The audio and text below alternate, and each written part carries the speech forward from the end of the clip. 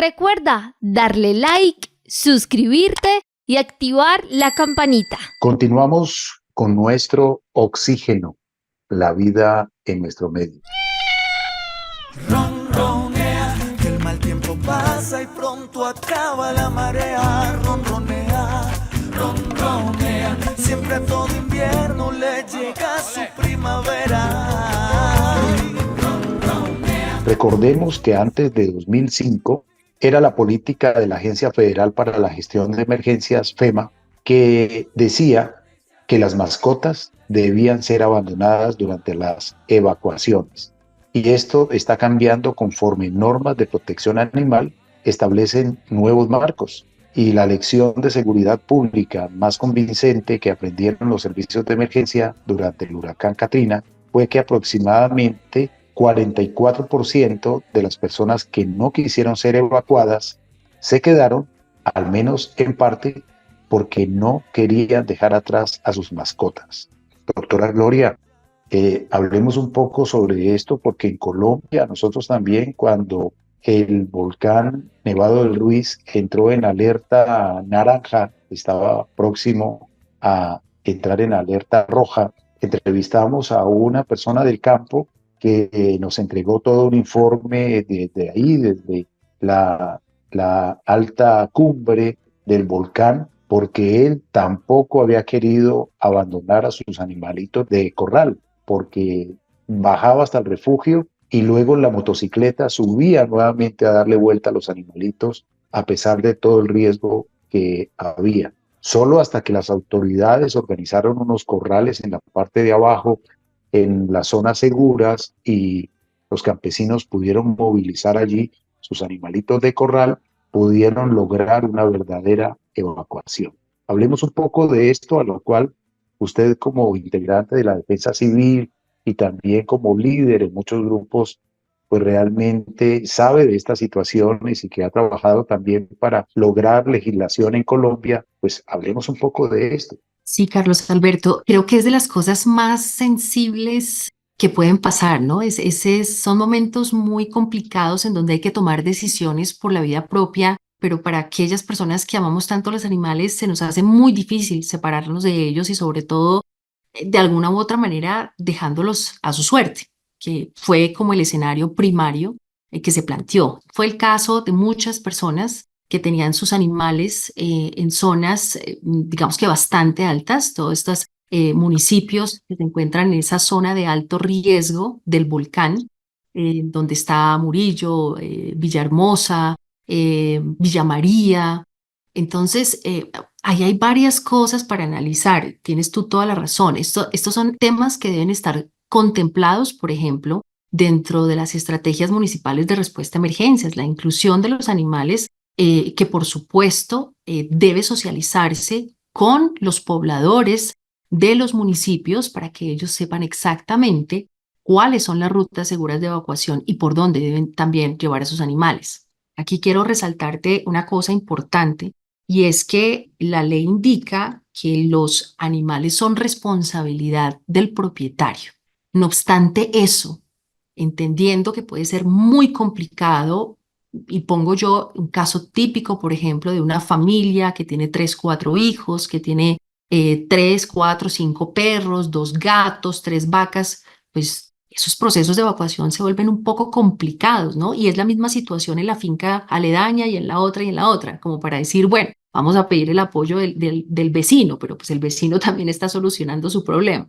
Creo que aquí importante es mantener un canal de comunicación estrecho con las entidades operativas. Las entidades operativas son las únicas que tienen el acceso legal para poder ayudar a estas familias en esos procesos de evacuación, ¿sí? Que no se pierda la trazabilidad de a dónde están siendo conducidos los animales, a dónde van a parar. Si es el caso, por ejemplo, ahora tratando de coordinar un poco mejor el tema de los alojamientos temporales y esto, hay un trabajo que tiene que empezar desde el ente territorial, en este caso deben ser los municipios, sus alcaldes, sus secretarios, quienes deben empezar a trabajar, incluyendo, como te dije, a los animales dentro de estas estrategias municipales y dentro de los planes de emergencia, para que ellos también tengan unas condiciones seguras, sean conducidos a lugares seguros, como es el caso de los alojamientos temporales o los refugios, tengan dentro de las garantías de bienestar animal, que es un término que siempre hemos trabajado desde hace unos 7, 8 años,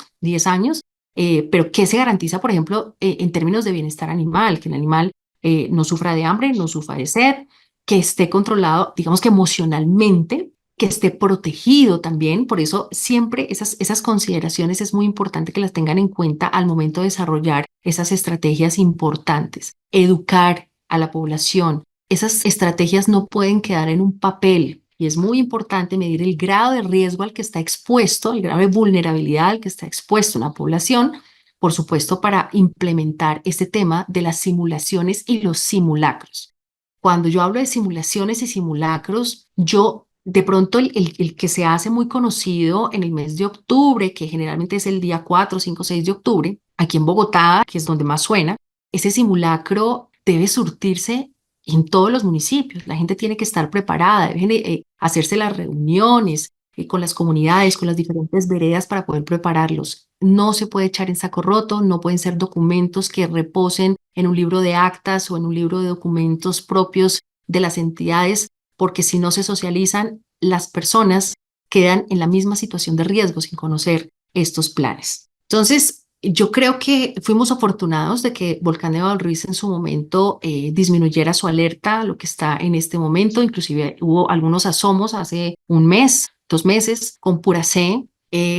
Empezamos temporada de ciclones desde el 1 de julio de este año, que ya tuvimos unas afectaciones importantes con lo que fue Iota hace algunos años acá en Colombia, en San Andrés y Providencia y Santa Catalina. Pero lo importante sería que todo eso fuera un aprendizaje real para hacer una construcción de lo que no debe volver a pasar. Ya tuvimos experiencias en el pasado muy complicadas y sobre ellas debemos empezar a trazar un nuevo norte con las cosas que se deben hacer. Que no pase nada, Volcán Nevado del Ruiz adicional, porque hay fincas que están muy altas, muy altas. Vista Hermosa, por ejemplo, tuve la oportunidad de conocer los censos agropecuarios en esas zonas y hay muchos animales. Bajarlos es un tema dispendioso que, como les dije, en primera instancia corresponde al propietario. Entonces, cuando el propietario dice, no, pues que yo no alcanzo a bajar 800 cabezas de ganado, pues es entendible, sobre todo que a dónde lo va a llevar. Todo esto implica un tema logístico que debe hablarse antes. Por eso hay procesos desde el conocimiento y la reducción del riesgo que hablan de todas esas acciones anticipatorias y que tienen que tenerse en cuenta. No es el manejo de la emergencia lo que debe preponderar, y en esto sí creo que estoy de acuerdo, inclusive con muchos comentarios. No debemos partir de la atención de la emergencia, sino de cómo podemos reducir las situaciones de emergencia, minimizar el impacto hacia humanos, hacia animales, hacia poblaciones, hacia infraestructura en general. Entonces, ojalá pudiéramos ser una sociedad que construyera alrededor de eso, de la prevención, más no de la atención de la emergencia, que es donde se ven los casos más complicados. La grandeza de una nación y su progreso moral puede ser juzgado por la forma en que trata a sus animales. Mahatma Gandhi. Entérese del tema a tratar en cada emisión. Búsquenos en Facebook como Nuestro Oxígeno Oficial. Ama, goza la vida, corre, alegra nuestro hogar. La prevención salva vidas. Esto es supremamente importante y por eso hablar de qué hacer antes, durante y después de un sismo, porque nuestro planeta es un superorganismo vivo y se puede mover en cualquier momento por las placas tectónicas, choque de placas tectónicas, movimiento, la morfología de nuestro planeta o un terremoto que ocurra muy lejos, pero la onda se venga hacia esta región por reflejo. Entonces, realmente debemos ser conscientes que estamos en un planeta vivo. Hoy en día se construye una casa encima de otra casa y otra casa más encima y más arriba, más casas, sin normas de sismoresistencia. Y allí cuando vienen los terremotos es cuando vienen las catástrofes.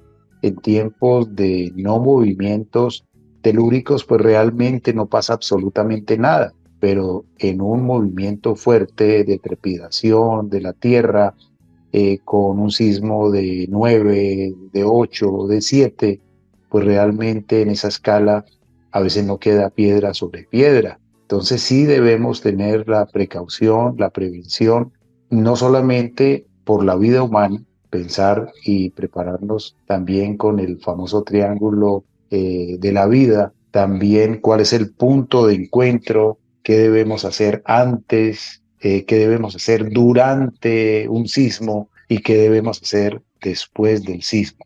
Entonces, como sociedad debemos tratar estos temas, debemos trabajar estos temas, no debemos tenerle temor a abordar estos temas, porque estos temas son los que van a salvar la vida. Cuando se habla de la prevención, cuando se habla en comunidad, cuál será el punto de evacuación, cuál es el punto de encuentro, dónde nos vamos a encontrar, qué podemos hacer si pasa tal cosa, ¿sí? Creo que esto es supremamente importante. Las autoridades tienen una gran responsabilidad. Nosotros como sociedad y como medios de comunicación también, por eso en nuestro oxígeno abordamos estos temas. Hemos hablado con geólogos, hemos hablado con ingenieros sobre la tectónica de placas.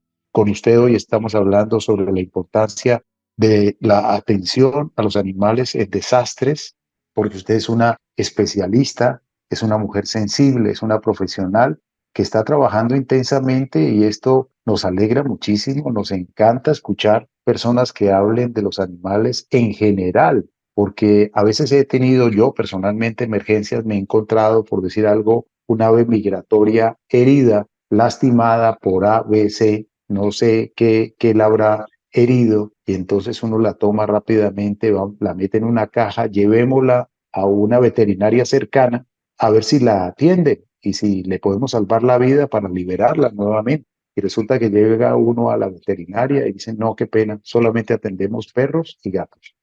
Vamos a la otra y qué pena, solamente perros y gatos.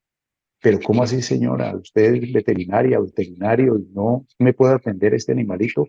No, no estamos autorizados, solamente perros y gatos.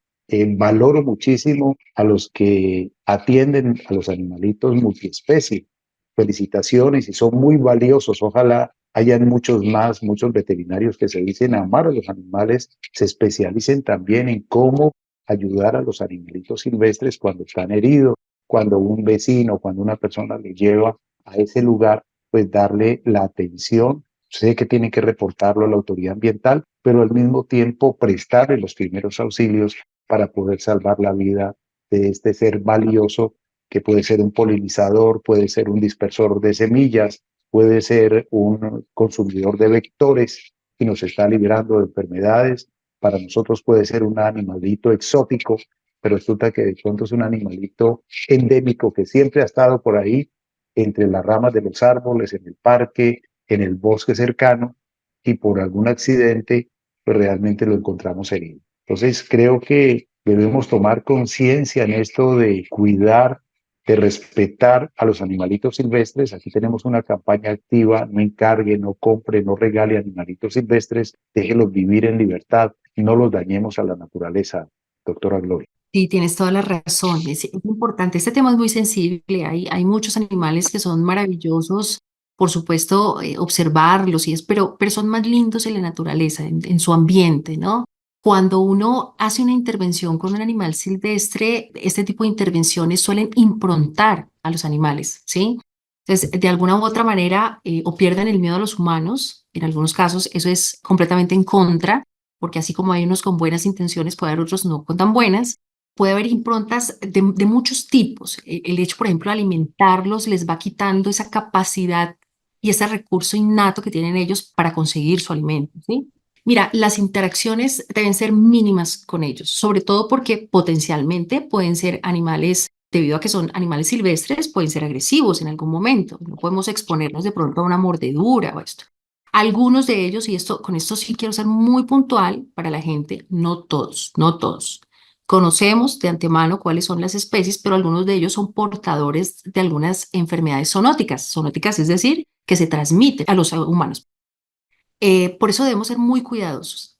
Pasa con frecuencia lo que tú estás mencionando, y es que definitivamente sí, existen pocos médicos veterinarios que atiendan animales silvestres. Yo pienso que es por la complejidad y lo que hablábamos Hace un ratico aquí en la entrevista, la biodiversidad de este país implica que un veterinario que sepa de silvestres, pues es alguien que tiene muchísimas cosas en la cabeza.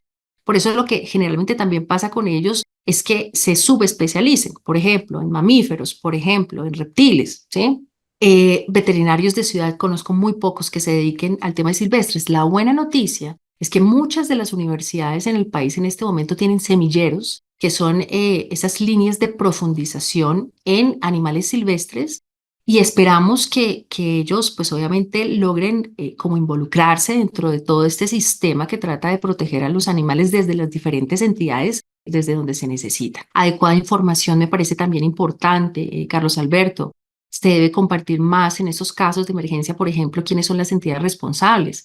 Yo puedo tener, por ejemplo, en el patio de mi casa un oso de antojos, por ejemplo, que llegó, imagínense, producto de un incendio, y él migra, claro, él no se va a quemar allá, él empieza a caminar y me llega ahí al patio de una casa. ¿Qué tengo que hacer yo? ¿A quién debo comunicarle esto? ¿Qué debo hacer en cuanto a medidas de seguridad para los míos? Si tengo vacas afuera, ¿qué voy a hacer con las vacas? Obviamente sabemos que puede haber algún tipo de conflicto.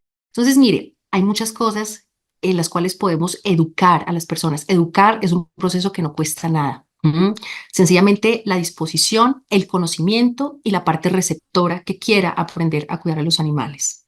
Doctora Gloria Alcázar, todo esto que usted está mencionando es sumamente importante y es que precisamente los animales juegan roles fundamentales en los diferentes ecosistemas, desde los polinizadores hasta los depredadores, incluso hasta los que son presas, y es que precisamente su eliminación puede alterar gravemente el equilibrio natural y esto afectaría, como usted lo está destacando, otras especies y en última instancia la salud del ecosistema. Qué importante es este llamado y también regresando un poco a lo que usted nos ha estado mencionando, pues qué importante también es un kit de emergencia para mascotas cuando ocurre algo, tener suficiente comida para 3 y 7 días por mascota, un suministro también de estos mismos días junto con abrelatas manual si es necesario, recipientes portátiles, suministro de medicación. A veces pensamos solo en nosotros en cuanto a urgencias y también hay que pensar en ellos como usted lo ha estado destacando. Hoy en día se habla mucho de estos collares con placa de identificación actualizada. ¿Qué opina usted al respecto? Marian, tú has tocado un tema supremamente importante. Más que una cantidad de acciones impresionantes que podamos hacer o ejecutar, yo creo que hay cosas que desde la casa debemos empezar sí o sí a generar. La que acabas de nombrar es de las más importantes, la identificación de los animales, exceptuando, por supuesto, a los animales silvestres. Todos los animales de compañía, convencionales, no convencionales, y todos los animales de producción deben contar con su identificación. ¿Por qué es importante esto? Mire, los procesos en que nosotros estamos contemplando, por ejemplo, el tema de reagrupación familiar, eso suele pasar en las emergencias o los desastres. Llegó el agua, la inundación, se lo llevó 3 kilómetros abajo, lo encontraron y el animal tenía su placa, tenía su orejera. Es muchísimo más fácil poder reubicar a los animales con sus dueños, con sus tenedores responsables, con sus propietarios, si están debidamente identificados. Inclusive, en el caso muy lastimoso, por ejemplo, también de los decesos de los animales, hace que las búsquedas de esos procesos pues culminen en algún momento, tratando también como de darle la tranquilidad a la persona de que efectivamente se identificó. Pero vamos a hablar de la vida porque creo que es nuestro interés principal, todos los animales, y eso es, creo que un motivo de ojalá de una campaña que se hiciera a nivel nacional, en donde tantas veces se ha insistido que los animales deben tener una plaquita, que es lo más sencillo, es de las cosas más económicas sin complicarnos tanto. Yo no suelo hablar mucho del microchip porque a veces se hace demasiado tedioso, ¿sí? Y pienso yo, por ejemplo, en el caso de una emergencia, no todas las entidades operativas cuentan con los lectores de microchips. Por eso sería muy difícil identificar al animal, a sus propietarios, su condición de salud y otras cosas que quedan almacenados allí. Entonces, para mí lo más fácil es eso, es visible, es una cosa muy sencilla. Ahora, ¿qué tiene que tener ciertas características? Sí, obviamente que no vaya a ejercer demasiada presión en el cuello de los animales, como hemos visto algunos casos de unos collares que prácticamente se le encarnan por el descuido de algunas personas, y eso va en parte con el tema de bienestar animal y tenencia responsable, pero una plaquita sencilla que en algún momento permita obviamente que el animal pueda escapar y que no vaya a quedar agarrado de pronto con algún elemento de la casa, de la vivienda, de la finca, sino que le permita obviamente salir él solito si es el caso. Ellos, como seres sintientes y como seres inteligentes, tienden a hacer sus propios procesos de evacuación. A ellos no hay que, tampoco a veces vamos de la mano, muchos por supuesto sí lo harán con sus collares, lo harán con sus bozales, que es importante. Hablo de bozales, por ejemplo, para los animalitos cuidadores, que de pronto son un poco agresivos con los demás. Hablo de los animales que viven en propiedad horizontal, porque las rutas de evacuación van a ser compartidas con adultos mayores, con niños y con otros animales. Entonces, si estamos en un proceso de evacuación por un sismo, que era por ejemplo lo que mencionaba ahorita Carlos Alberto, pues vamos a encontrar un desfile de animales que obviamente bajo condiciones de estrés pueden atacar inclusive a los humanos y pueden generarse emergencias secundarias. Creo que el kit es también de las cosas más importantes. Esto se ha venido trabajando por algunas entidades operativas como los bomberos, en donde claro que sí es válido. Tenemos que tener alimento y agua para entre 3 y 5 días disponible para cada animal que tengamos en la casa.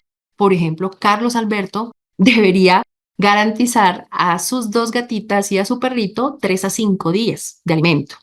Tendrá que tener su carnet. El carnet es muy importante. ¿Por qué? Porque si llega un momento en que los animales deban ser llevados a un alojamiento temporal, van a exigir esa documentación para que ellos, por supuesto, puedan ingresar. Ahora, si no tienen el carnet, deberán declararlo en su momento y los animales, por supuesto, pasarán a un proceso de vacunación y un proceso de cuarentena. Hay muchas otras cosas adicionales que a veces se piden porque no hay una estandarización como tal dentro del kit. Unos piden que tenga una foto con el animal para saber que si es ese, que es el que tiene el parchecito blanco en el ojo, que el que tiene la bolita negra en el pecho, bueno, tantas cosas. Bozal efectivo, la pechera, ojalá en lo posible, los gatos que tengan ojalá su caja de traslado, de transporte, que eso puede ser un guacal, pueden ser, hay muchos ahorita en el mercado. Si el animal está tomando, por ejemplo, medicamentos, parte de una terapia, ya sea crónica o sea por alguna patología, deben tener, sobre todo para los crónicos, importante que tengan algunas medicinas dentro de ese kit para que puedan hacer uso de ellas mientras pasa la emergencia o en el caso de que ya tengan que regresar a su casa puedan disponer de ellas. De resto, mire, platos de comida, eso se puede subsanar, pero si pueden llevarlos, háganlo. De resto, pelotas, por ejemplo, para los perros, eso hace que disminuyan muchísimo los niveles de estrés. Cobijas propias de ellos con su olor, eso también hace que disminuyan las condiciones de estrés. Tengamos en cuenta que cuando esto sucede es porque los animales no van a estar en su vivienda y eso les ocasiona que se aumente, por supuesto, todas estas sensaciones y demás. Volver a traerlos como a un ambiente un poco más tranquilo, con el juego, con cosas conocidas, con su propietario, con su tenedor responsable, son cosas que ayudan mucho también a los animales porque ellos, al igual que nosotros, también se afectan psicológicamente, que eso es un manejo de una ciencia especial que se llama la etología, pero por supuesto también existen casos como por ejemplo el estrés postraumático en los animales que han pasado por una emergencia o un desastre. Pues doctora Gloria, muchas gracias por acompañarnos con este tema tan interesante, tan necesario para nuestra sociedad citadina, urbanita y rural, porque todos tenemos un vínculo maravilloso con los animales de una u otra forma, definitivamente. Y en este superorganismo vivo llamado planeta Tierra que se mueve y que también por acciones humanas pueden ocurrir incendios, pueden ocurrir sismos, pues realmente la prevención puede salvar vidas. Muchas gracias. ¿Tiene usted página web, correo electrónico, redes sociales que nos puede indicar si alguien quiere seguir conversando con usted sobre este tema?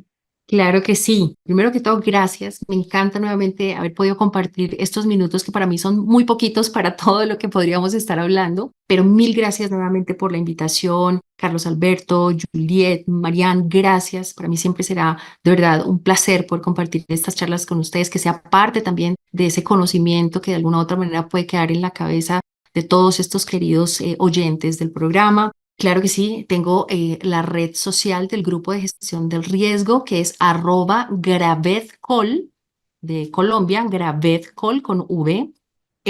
Tenemos también la página de la Asociación Latinoamericana para Emergencias y Desastres que es @aleida01 y si alguien tiene alguna pregunta muy especial puede comunicarse con ustedes y por ahí podemos hacer también el vínculo para ayudarle a todos en ese tema de darle la protección y el bienestar a todos nuestros animales en el país. Nos comprometemos con usted, doctora, de no demorarnos ya un año desde la última vez que usted estuvo aquí, sino un poco Por más favor. seguido, porque es mucho lo que tenemos que hablar y mucho lo que debe conocer nuestra sociedad gracias al programa Nuestro Oxígeno en Bogotá. Estamos en La Voz de Bogotá, 930 de la amplitud modulada, en la básica de todo el ar. En Cali estamos en los 900 de la amplitud modulada, la básica de todo el ar. Y estamos también por caliradio.co. Muchas gracias, lo mejor de lo mejor para usted. Gracias a ustedes, un abrazo inmenso, una frase muy importante, prevenir en este caso es salvar vidas y gracias por la invitación. Gracias a usted, Juliet, y gracias a usted también, Mariana. Carlos Alberto, usted muchísimas gracias a nuestra invitada, doctora Gloria, gracias por su tiempo. Nuestros oyentes les agradecemos y les recordamos las redes sociales, Facebook, Nuestro Oxígeno Oficial, Gaia Tierra Viva, portales web www.nuestrooxigeno.com, www.gaiatierraviva.com, donde pueden escuchar nuevamente este programa en www.caliradio.co y recuerden que nos pueden contactar a través del WhatsApp al 316-830-6307. Todas nuestras redes sociales contenidas en www.caliradio.co. Amables oyentes, muchas gracias. En nombre de Mariana Aguilar Quintero, Juliet Mora, Óscar Giraldo Ceballos, Andrés Aponte Agudelo, Juanito Mosquera, Carlos Alberto Ramírez Becerra y esta emisora. Recordemos que hay un vínculo maravilloso entre seres humanos y animales y por eso, si entramos en alguna emergencia en cualquier lugar, hay que salvar vidas humanas y también salvar vidas de animales.